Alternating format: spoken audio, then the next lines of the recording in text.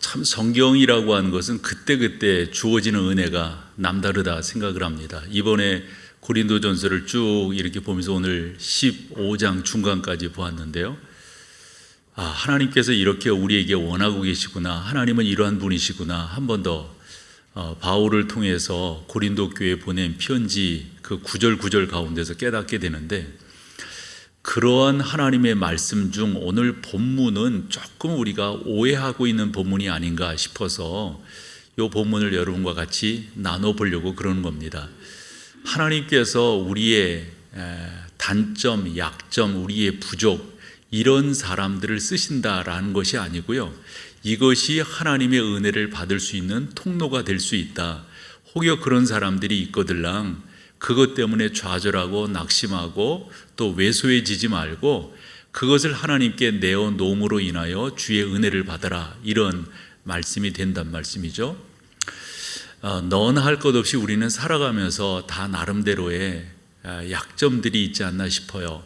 약점이라고 하는 것은 드러내고 또 사람들에게 표현하고 그렇게 하기 좀 왠지 좀 껄끄러운 것 있지 않습니까? 대개 우리의 약점 가운데는 아마 성격적인 것이 많으리라 생각을 합니다. 이렇게 막 과격한 성격이 있을 수도 있겠고요. 또는 좀 내성적인 그러한 성격이 있을 수도 있을 겁니다. 감정의 폭이 깊은 그러한 성격을 갖고 계신 분들도 계실 거예요. 신앙생활을 오래 했지만은 그 신앙생활을 오래 했음에도 불구하고 아직도 정리되지 못하고 있는 성품적 요소들이 아마 여러분 가운데는 맞아, 그게 나의 약점이고 단점이야, 이렇게 생각하는 분들이 계시리라고 봐요. 또 생각을 해봤어요. 성도들이 갖고 있는 약점이 있다면 뭐가 있을까? 집안의 문제일 수도 있겠고요. 좀 개인적인 것들을 그럼에도 이야기해 본다면 아마 남모르는 중독도 있지 않을까 싶어요. 그 중독은 여러 가지로 나타나는데 약물만이 아니고요. 예를 들어서 쇼핑 중독이라는 말도 있잖아요. 또 관계 절단의 중독도 있단 말씀이죠. 이런 부분이 우리 가운데 참 아픔으로 남아있는 것이 사실입니다. 이런 약점들에 대해서 우리가 공동체 안에서 말도 잘 하지 못하고 왠지 좀 숨기려 하는 거, 이게 일반적인 모습들이에요. 그래서 믿는 사람 중에도 그렇고 믿지 않는 사람들 중에 이와 같은 것들을 드러내려고 하는 사람은 없다고요. 긁어 부스럼 만들 필요가 뭐가 있느냐, 이렇게들 이야기하지 않습니까? 그래서 부인하려고 그러고 변명하려고 그러고 엄폐하려고 하는 것이 우리들의 어찌 보면 인지상정이라고 보여집니다. 예수 믿는 우리 가운데도 그러한 모습들이 없지 않아요. 그러면 말이에요, 하나님께서 뭐라고 말씀하시는 거냐면, 그러면 너 마음대로 해, 너 알아서 해, 이래 버린다고요. 우리는 하나님이 간섭해 주셔야 되지 않나요? 하나님이 우리 가운데 임재해 주셔야 하나님의 인도하심을 얻고 그 가운데서 큰 은혜를 받을 수 있단 말이죠. 어쨌건 그럼에도 불구하고 믿는 우리 가운데도 그런 것을 드러내려고 하지 않는 그런 모습들이 적지 않게 있어요. 저는 이러한 모습들을 여러분과 같이 나누면서 절대적으로 여러분 왜소해지시지 말고 그런 것들을 하나님이 사용하시는 사람은 어떤 사람들인가, 이런 부분들을 오늘 여러분과 좀 나눠보려고 그러는데, 선지자 이사야가 하나님의 음성을 듣고 글로써 우리 가운데 전해준 말씀이 내 생각은 너희 생각과 다르며 내 길은 너희 길과 다름이니라, 이런 말씀을 우리 가운데 주셨어요. 우리는 생각하기를 이랬으면 좋겠다 생각하고, 이거는 참 힘든 거, 어려운 거야, 창피한 거야, 이건 가리고 싶은 거야, 하나님은 장점이 있는 사람만 쓰시잖아요, 이런 식의 이야기들을 하실 수가 있는데 전혀 그렇지 않다는 거죠. 그래서 오늘 본문 27절에서 사도 바울이 이런 말을 합니다. 그러나 하나님께서 세상에 미련한 것들을 택하사 지혜 있는 자들을 부끄럽게 하려 하시고 세상에 약한 것들을 택하사 강한 것들을 부끄럽게 하려 하신다, 이런 말씀인데, 지혜 있는 자, 강한 자들이 뭐겠어요?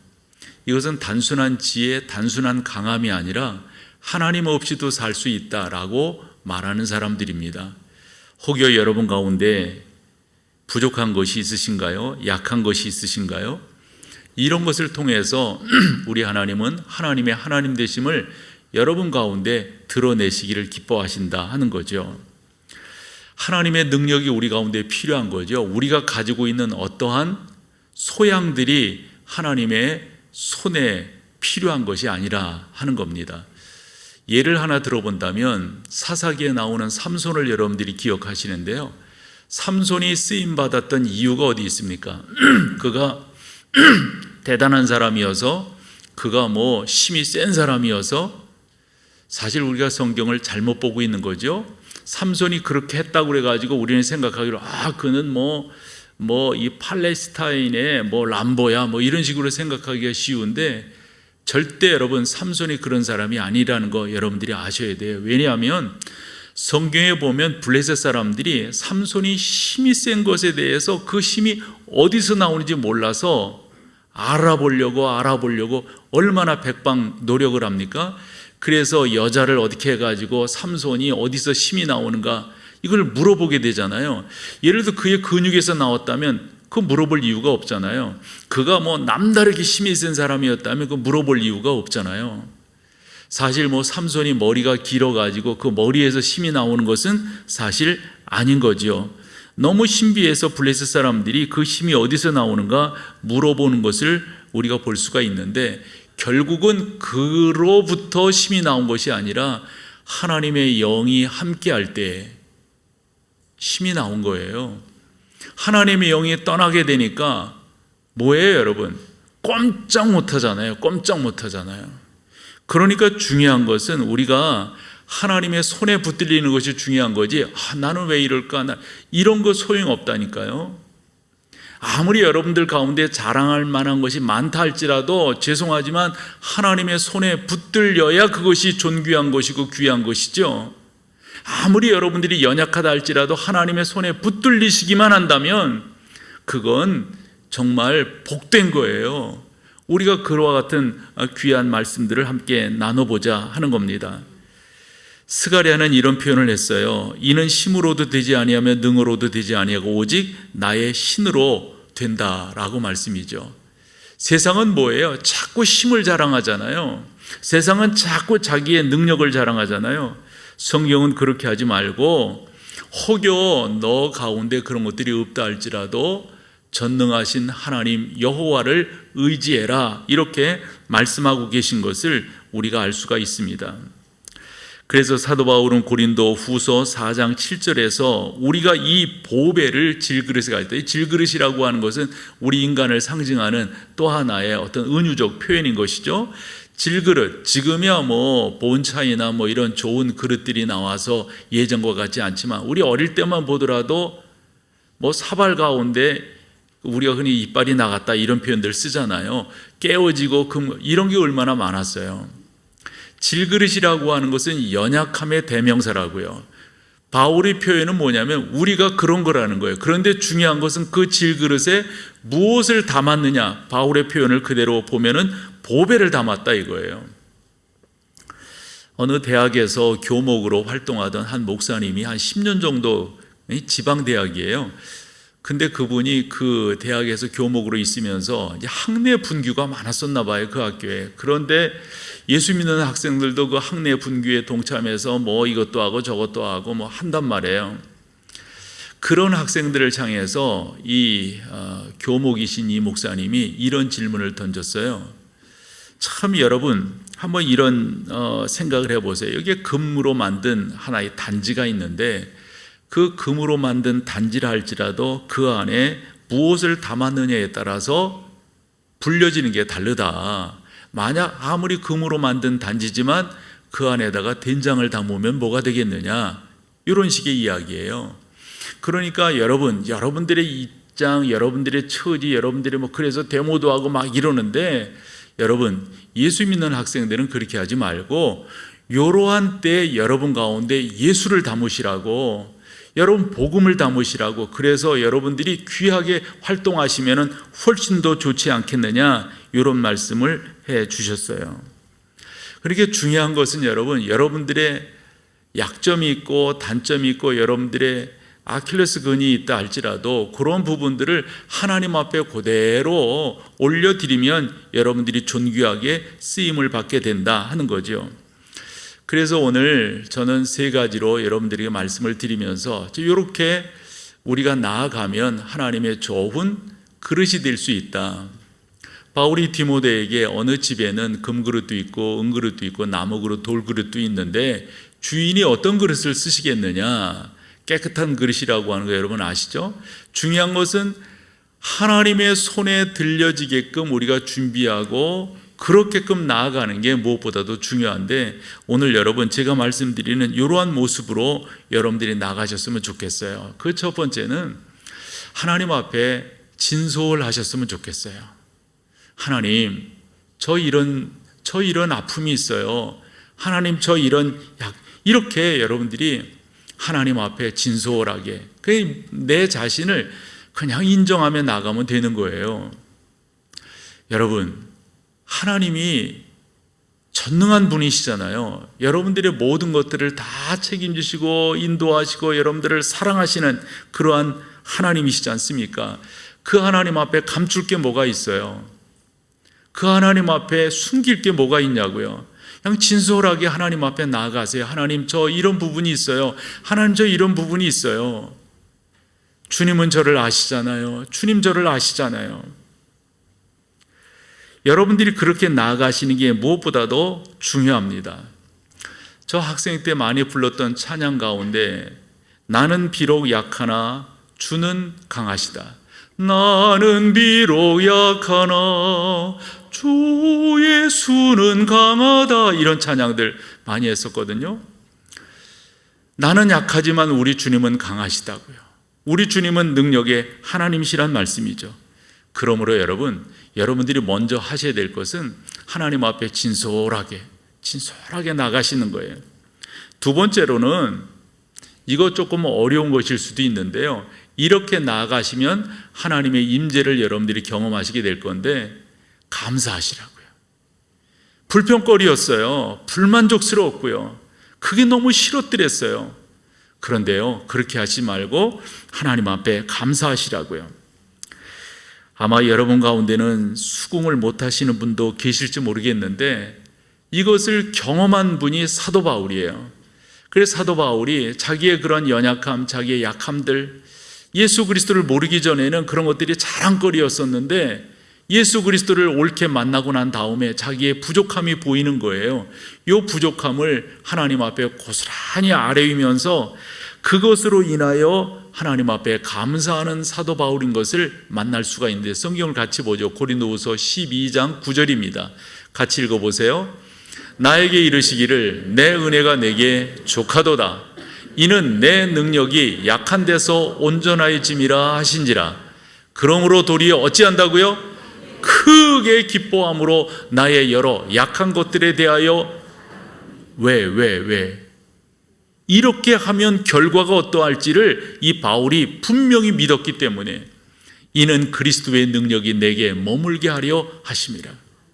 여러분들이 인정하시고 하나님 그분을 붙들고 하나님께서 이 모든 것들을 해결하실 것이라고 하는 확실한 믿음을 갖고 여러분들이 나아가시면, 하나님이 나를 붙들어 주시면, 하나님이 나와 함께 하시면 역사가 이루어질 것이라고 하는 그 분명한 믿음 가운데 여러분들이 나아가시면 하나님의 은혜를 구하시고 그 가운데 하나님의 인도하심, 하나님의 임재를 경험하시게 될 것이다 하는 거예요. 예수 그리스도를 깊이 체험하지 못하는 사람들 가운데 목사로서 이렇게 보면은요, 하나님 그분 앞에 바짝 손들지 못하는 거예요. 여러분, 손들으세요. 하나님의 은혜를 구하세요. 여러분들의 아픔이 있으면 그 아픔을 그대로 내려놓으세요. 그렇게 내려놓으시면 하나님의 은혜를 경험하게 되는 통로가 된다는 말씀이죠. 그런데 그것을 나 혼자 해결하려고 그러고 내가 뭔가를 해보려고 그러고, 그건 바보예요. 여러분, 바보예요. 예화 중에 이런 예화, 제가 하나님을 경험하는 삶 과목을, 그 클래스를 인도할 때 첫 번째로 하는 예화인데요, 그거 아시잖아요. 런던에서 뉴욕으로 가는 배가 있었는데 그 당시만 하더라도 청운의 푸른 꿈을 갖고 런던에서 이 미국 이 신대륙으로 가는 꿈을 갖고 사람들이 그 배를 탔다고 그래요. 한 청년이 있었는데 그가 영국에 있으면서 전혀 그의 삶이 펴지질 않는 거예요. 그래서 그가 꿈을 꿉니다. 나도 저 신대륙에 가서 나의 꿈을 펼치리라. 나의 꿈을. 근데 뭐가 있어야지. 첫 번째로 뱃삭이라도 준비해야 되겠다. 그래서 뱃삭이 얼마인지 알고 그것을 준비하려고 했었어요. 그래서 다 해가지고, 그런데 배만 타면 뭐예요? 먹을 것도 없고 뭐 전혀. 그러니까 그래서 이 친구가 생각하기를 그 배가 이렇게 가는 동안 먹을 것을 나름대로 이렇게 쌌어요. 준비를 했어요. 그리고 조금씩 먹으면서 내가 그 땅에 내려서는 새로운 세계를 내가 맛보리라. 난 성공하리라. 이러면서 가는 거예요. 그렇게 배가 런던을 떠나서 이 뉴욕까지 이렇게 오는 과정 속에 한 사람이 그렇게 먹는 그 친구를 유심히 바라보는 거죠. 아니 못하냐고. 예, 저는 여차차해서 돈이 없어서 뱃삭 간신히 준비하고 그래도 먹을 것은 준비해야 되기에 마른 빵 준비해가지고 이렇게 가고 있습니다. 그럴 때 이 질문을 한 사람이 그 청년에게 하는 말이 뭐였어요? 왜 그렇게 먹냐고. 당신의 뱃삭에는 이 배에서 풍성하게 먹을 것들이 다 당신 뱃삭에 포함되어져 있는데 너무도 우리 가운데 주는 교훈으로서의 예화가 크다고 생각해요. 하나님 안에서 여러분들이 풍성하게 누릴 수가 있는데 그 예수 그리스도를 믿는다고 하면서도 그냥 옹색하게 말이죠. 그냥 내가 뭔가 해보고 여러분 그러시지 말고 하나님 그분을 의지하시고 하나님 그분 앞에 나는 능력이 없지만 우리 하나님은 능력이 있으세요. 나는 힘이 없지만 우리 하나님은 힘이 있으세요. 나는 아무것도 할 수 없지만 우리 하나님은 하실 수 있으세요. 우리가 그 사실을 알고 그분 앞에 나아가는 거예요. 나에게 이르시기를 내 은혜가 내게 족하도다. 불평하고 불만할 때 말이에요. 하나님이 바울에게 그렇게 말했어요. 내 은혜가 너한테 족하지 않느냐. 이는 내 능력이 약한 데서, 이 약한 데라고 하는 것은 바울이 늘상 왜 나는 이렇게 살지, 왜 나는 이렇지 이러면서 흔히 자포자기도 했었고 낙심도 했었고 낭망도 했었고 하는 그런 상황이에요. 그런데 바울이 알았어요. 이 모든 것들을 다 주님께 맡기면 어떠한 일이 벌어지는지. 그래서 바울은 크게 기뻐한다라고 설명하고 있음을 보게 됩니다. 오랜 기간 동안 신앙생활을 한다고 하시면서도 예수 그리스도를 인격적으로 만나지도 못해. 예수님을 만난다는 게 뭐야? 교회는 오래 다녔는데 부끄러우니까 그 사실도 말을 못하는 거예요. 하나님을 주님으로 섬긴다는 게, 하나님이 나의 구주가 된다고 하는 게 뭐지? 이런 것들이 느낀 바가 없는 거예요. 교회는 예배는 오랫동안 드렸음에도 불구하고요. 사랑하는 여러분, 중요한 것은 손드는 겁니다. 하나님 앞에 무릎 꿇는 겁니다. 하나님, 저는 이런 사람이에요. 인정하시는 거예요. 그리고 그것으로 하나님께 감사하는. 왜냐? 그럴 때 하나님의 은혜가 우리 가운데 오게 되는 거니까요. 그래서 한 가지 더는 여러분들의 약점, 여러분들이 손든 그 손을 통하여 우리 하나님께서 축복을 해주실 거예요. 그래서 여러분들의 약점은 그것 때문에 아파했지만, 그것 때문에 힘들었지만, 슬퍼했지만 그거 하나님 앞에 인정하고 하나님께서 나를 크게 복 주실 것을 믿고 나아가면 그것이 하나님의 은혜를 경험하게 되는 축복의 통로가 된다 하는 거죠. 그러면 어떻게 축복의 통로가 되는가? 첫 번째는 그것이 하나님의 도우심을 보장해 주기 때문이에요. 그 하나님이 그런 것을 통해서 나에게 역사하시니까요. 참 이 손든다고 하는 게 참 중요합니다. 예를 하나 들어본다면 여호수아를 예로 들 수가 있어요. 신명기 마지막 부분에서 여호수아가 모세의 대를 이어서 이스라엘을 이끌어가는 리더가 되잖아요. 아마 여호수아는 그런 생각을 많이 했을 거예요. 우리 모세 선생님과 같은 저분도 이 백성들에 시달려가지고 어려움을 겪는 것을, 이 여호수아는 그 모든 것들을 다 봤던 사람이잖아요. 그런데 내가 어떻게 감당할 수 있을까 하고 하나님 앞에 기도할 때 여호수아서 1장을 보면 여호수아가 하나님 앞에 바짝 엎드립니다.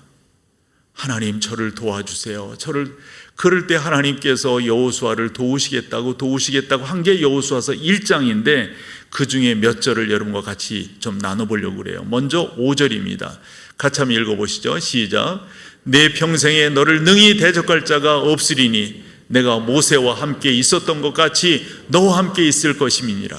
내가 너를 떠나지 아니하며 버리지 바짝 손드니까 이런 하나님의 은혜를 경험하는 거예요. 그 다음에 7절 같이 읽으세요.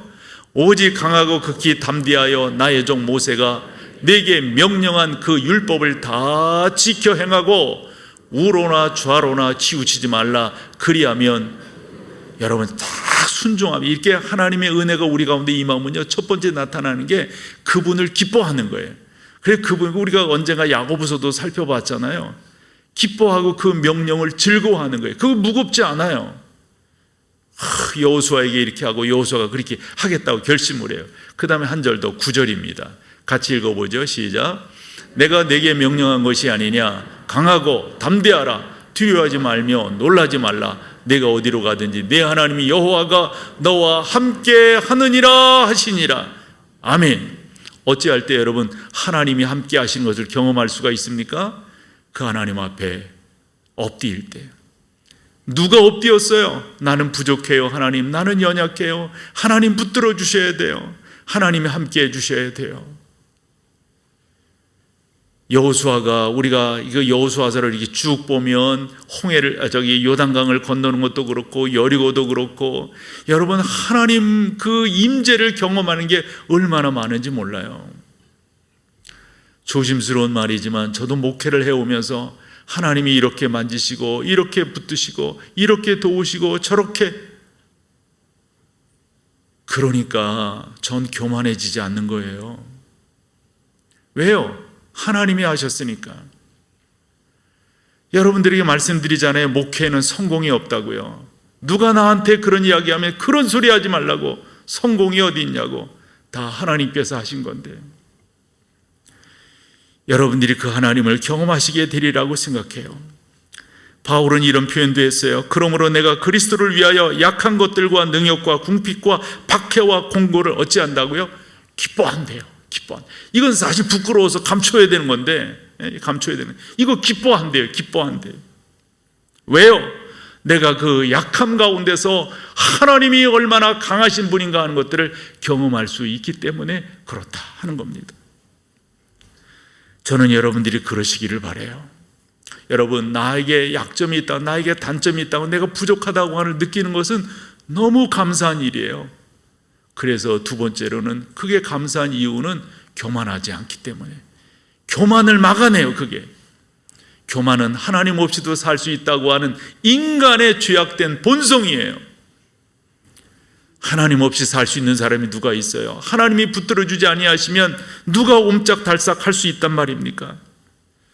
바울은 이런 표현까지 했어요. 여러 계시를 받은 것이 지극히 크므로. 여기서 여러 계시라고 하는 것은 바울의 성경이 13권이 있잖아요. 이런 계시도 있고, 바울은 누구보다도 하나님을 삼층천을 경험한 사람이에요. 그러니까 이런 식으로 이야기한다면 그래서 바울이, 우리가 요즘 새벽에 본 그 고린도전서에 보면 이런 거 가지고 저런 거 가지고 자랑하려고 하는 모든 자랑들을 다 잠재우잖아요. 하나님 앞에서 우리가 자랑할 것이 뭐가 있는가? 다 하나님께서 주신 것인데, 바울이 고린도전서 15장 10절에서 그런 표현을 쓰잖아요. 모든 것들이 다 하나님의 은혜인데, 모든 것들이 다 하나님의 하나님이 함께 하신 건데, 그래서 이 모든 것이 다 하나님의 은혜로라. 바짝 손들고 하나님 앞에 나아가니까 교만은 멀리 가게 되고 하나님의 은혜가 그를 두루 감싸게 되는 줄로 믿습니다. 우리 모두가 다 그렇게 나가기를 소망합니다. 참, 나의 약점을 고백할 수 있다고 하는 거, 여러분 너무 감사한 일이에요. 그 훌륭하게 목회를 감당하신 목사님들과 이렇게 대화를 해보면요, 다 한결같이 특징이 있는데, 그 특징 중에 하나가 진솔하세요. 가릴 것도 없고 감출 것도 없고 내세울 것도 자랑할 것도 없어요. 왜냐? 하나님이 하셨기 때문에, 이건 하나님의 역사이기 때문에. 목사들에게 병이 하나 걸릴 수 있는 게 고개가 뻣뻣해지는 거거든요. 죽는 거예요. 그러면 죽는 거예요. 사랑하는 여러분, 하나님 앞에 고개 숙이는 여러분 되시기를 축원합니다. 하나님 앞에 바짝 엎드리세요. 이게 은혜 받는 비결이에요. 아무나 엎드려지지 않더라고요. 내가 부족함이 느껴질 때. 근데 아무나 부족함이 느껴지는 게 아니더라고요. 예수님을 정확하게 만나니까 이게 내가 이제까지 괜히 뻗대고 살아왔구나. 너무 창피해지는 거예요. 너무 창피해져요. 예수님을 옳게 만나니까. 예수 그리스도 안에서 우리가 다 살아가는 거죠. 예수 그리스도 아니고 살아갈 수 있는 방법이 뭐가 있단 말이에요. 한때 목회에 성공한 분들 이렇게 대화도 해봤지만 연구도 해봤어요. 그래서 서울 장안에 있는 5-6개 교회의 목사님들 쭉 연구를 해봤어요. 그랬더니 다 그분들 가운데 가시가 있었더라고요. 아픔이 있었더라고요. 그게 질병이었어요. 옥하는 목사님도 그러셨고요. 한경직 목사님도 그러셨고요. 조영기 목사님도 그러셨고요. 하영주 목사님도 그러셨고요. 성결교회 이만신 목사님도 그러셨어요. 다 고인이 되셨어요. 저희가 목회를 준비하려고 할 때 이분들이 다 하늘과 같은 분들이었어요. 어떻게 저런 일들을 감당하셨는가? 다 보면 본인이 감당할 수 없는 가시들이 다 그분들에게 있으셨더라고요. 그래서 하나님 앞에 엎드리는 거예요. 하나님 저 도와주세요. 하나님 저 함께 해주세요. 하나님이 역사해 주세요. 이렇게 나아가니까 나에게 여러분 어려움이 있다고 하는 거 그것도 감사거리예요. 나에게 약점이 있다고 하는 거 그거 내놓을 수 있다고 하는 거 그거 큰 감사거리예요. 전 예수를 이렇게 제 판단이기도 한데요, 이렇게 옳게 만났다, 참 귀하게 만나셨다 하는 분들 치고 진솔하지 않은 분 못 봤어요. 참 진솔하세요, 그런 분들. 그러면서 그런 분들의 또 하나의 특징이 뭐냐면 상대방을 존귀 여길 줄 아는 거예요. 여러분, 예수님을 옳게 만나면 말이에요, 나를 내려놓고 나를 주 앞에 의탁하고 그 하나님의 은혜를 풍성하게 받는 사람 치고 요즘 우리가 새벽 시간에 고린도전서를 통해서 보는 거 아니에요? 상대방을 다 존귀 여기는 거예요. 예수님을 어선풀에 만난 사람들이 괜히 자기 자랑해요. 자기 거 드러내려고 그래요.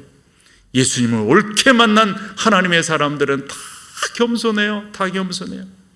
그리고 상대방을 존귀 여겨요.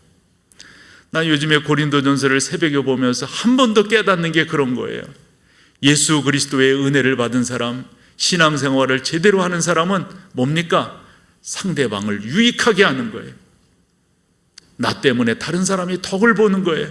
나 때문에 상대방이 행복해하는 거예요. 예수를 내가 옳게 믿는데 내 주변이 불안하다, 내가 예수를 옳게 믿는데 내 주변이 괜히 막 이상하게 막 잡음이 생긴다, 그건 한 번 더 회개해야 돼요. 예수를 옳게 믿으면, 예수 그리스도를 옳게 만나면 내 주변이 행복할 수밖에 없어요. 내 주변이 평화로울 수밖에 없어요. 예수 아닌 평화는 진정한 평화가 아닙니다. 그거는 가장된 평화입니다. 예수님이 아닌 그 어떠한 힘은 진정한 힘이 아닙니다.